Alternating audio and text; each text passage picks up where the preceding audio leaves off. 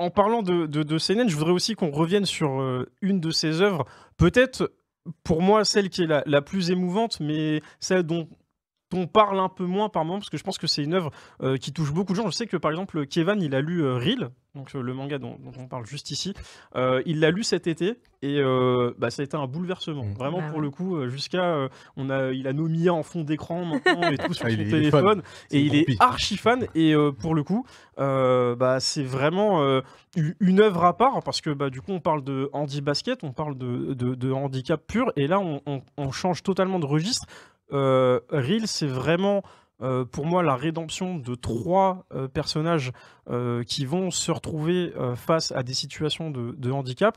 Et comme je vous l'ai dit, là on passe du tout au tout. Autant Slam Dunk, c'était un manga vraiment centré sur le basket. Le basket aujourd'hui c'est toujours le thème, sauf que du coup c'est un ton un peu plus mature, un peu plus sérieux, un peu plus dramatique aussi. Là, le basket, il est utilisé comme excuse pour raconter d'autres choses qui sont plus relatifs à la vie ou aux expériences que n'importe qui pourrait avoir de difficile, n'importe quelle expérience difficile.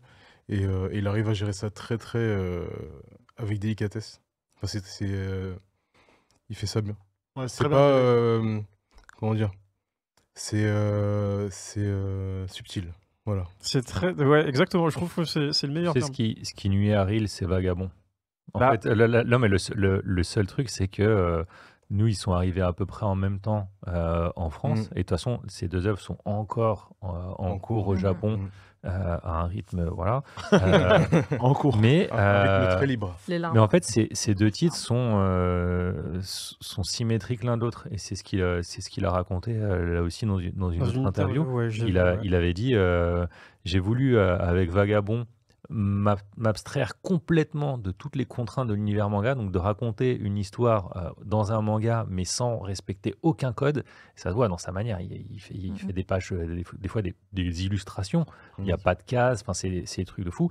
Et il a dit avec Reel ça va être l'inverse, je vais respecter tous les codes mais les pousser à leur paroxysme, essayer de faire la meilleure chose possible, et ce qu'il réussit d'ailleurs. Je suis totalement d'accord. Si vous... En fait, moi, ce qui me frappe, c'est la situation de J'ai cru que Inoue. d'ailleurs c'était Yo quand tu...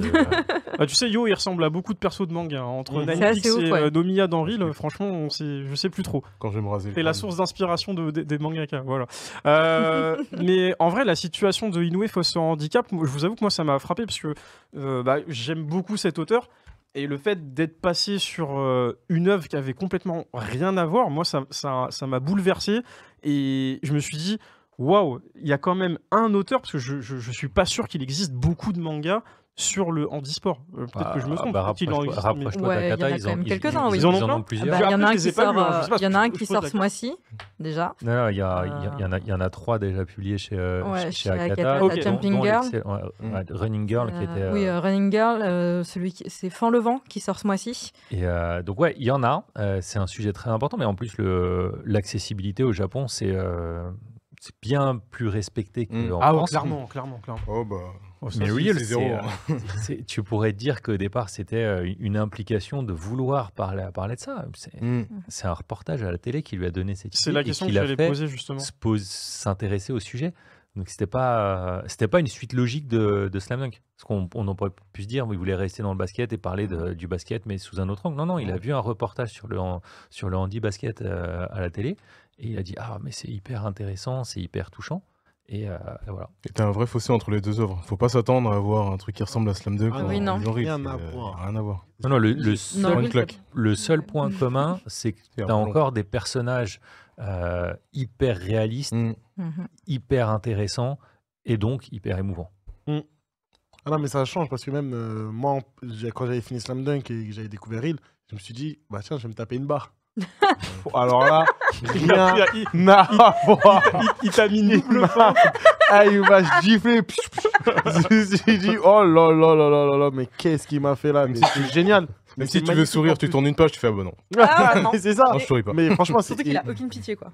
Il est sans pitié. Quand tu lis Reel, t'as aucune pitié. Dès le premier tome, tu prends ta rifle non-stop. Mais en fait, du coup, tu vois encore plus qu'il est fort en lisant Reel, je trouve. Ouais. Sa technique, que ce soit au niveau du scénario, du travail de ses personnages et tout, elle est encore un niveau au-dessus par rapport à Slam Dunk. Ouais, je suis complètement d'accord. Et puis, tu vois, l'alchimie entre ces trois persos, et tout ce qui s'entoure en termes de, la relation qu'ils ont avec le handicap, c'est vraiment frappant. Moi, je vous avoue que après avoir lu Reel à la moitié, quand j'avais commencé, j'avais hésité à me dire est-ce que je continue ou pas, parce qu'en fait j'ai fait une pause. Ouais, t'as fait une pause aussi? Ouais, c'est comme Poun Poun, tu vois, tu peux pas tout lire d'un coup. Ouais, voilà, parce que j'avais besoin de Poun Poun, si tu lis tout d'un coup, tu fais une très longue pause parce que tu t'es suicidé, quoi. Pas longtemps. C'est la roue libre. C'est une faute technique. On roue libre. À la troisième, tu sors. Poun Poun, c'est super génial, mais il faut prévoir entre chaque tome se faire un petit Yotsuba, quoi. Ouais. C'est un changement d'ambiance à chaque fois. Mais très bon manga aussi chez Kana, donc n'hésitez pas. Il y a Nishan dans le chat qui dit aborder le handi-basket avec énormément de dignité, je trouve. Je suis d'accord. Complètement. De dignité. Il y a aucun atermoiement. C'est respectueux. C'est pas oh les pauvres, on ne vend pas du rêve. C'est super réaliste. C'est très réaliste. Ouais, puis il y a même des moments où le personnage, t'as même pas envie de te dire oh le pauvre. Enfin, on a un en particulier, moi, que je vois en tête, là, que j'ai. T'as pas envie de te dire oh le pauvre, juste tu fais ouf, rude. Un peu mérité, mais rude. Pas trop mérité quand même, parce que c'est rude, mais rude.